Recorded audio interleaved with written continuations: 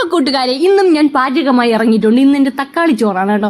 അപ്പം ഞാനാണ് ഇന്ന് പ്രിപ്പറേഷൻ ഫുൾ. അപ്പോൾ അതിനാവശ്യമുള്ള സാധനങ്ങളൊക്കെ എടുത്ത് വെച്ച് കട്ട് ചെയ്യാൻ തുടങ്ങിയിട്ടുണ്ട്. എനിക്ക് കട്ടിങ് അത്ര പിടിയില്ല, എന്നാലും ഞാൻ കട്ട് ചെയ്യും. കാരണം കുക്കിംഗ് എനിക്കൊരു വീക്ക്നെസ് ആണ് കേസ്. ഇപ്പോൾ ആദ്യം തന്നെ പാൻ വെച്ച് അതിലോട്ട് കുറച്ച് വെളിച്ചെണ്ണ ഒഴിക്കണം. പിന്നെ നമ്മൾ നന്നായിട്ട് ചോപ്പ് ചെയ്ത നമ്മുടെ സവാള ആഡ് ചെയ്യണം. പിന്നെ തക്കാളി 2 പച്ചമുളകാണ്, നിങ്ങൾക്ക് എരിവിനനുസരിച്ച് ഇടാം കേട്ടോ. പിന്നെ നന്നായിട്ട് മിക്സ് ചെയ്തതിന് ശേഷം നമുക്ക് ചതച്ച് വെച്ച് ഇഞ്ചിയും വെളുത്തുള്ളിയും കൂടെ ആഡ് ചെയ്യണം. പിന്നെ കുറച്ച് പൊടികളാണ്, ഒരുപാട് പൊടിയൊന്നും വേണ്ട. മഞ്ഞപ്പൊടി, മുളക് പൊടി, പിന്നെ ഗരം മസാല. ഈ ഗരം മസാല അമ്മ തന്നെ വീട്ടിലുണ്ടാക്കിയ മസാലയാണ് കേട്ടോ. പിന്നെ നന്നായിട്ട് ആഡ് ചെയ്യണം. പിന്നെ 2 മുട്ട വേണം. പക്ഷെ ഞാൻ പുഴുങ്ങിപ്പോയി. പക്ഷെ പുഴുങ്ങിയാൽ ഇടേണ്ടത്. പിന്നെ ഉള്ളതോണം പോയെന്ന് പറഞ്ഞ് പുഴുങ്ങി വിട്ട് അത് ഞാൻ കുഞ്ഞായിട്ട് അരിഞ്ഞിട്ട് കേട്ടോ.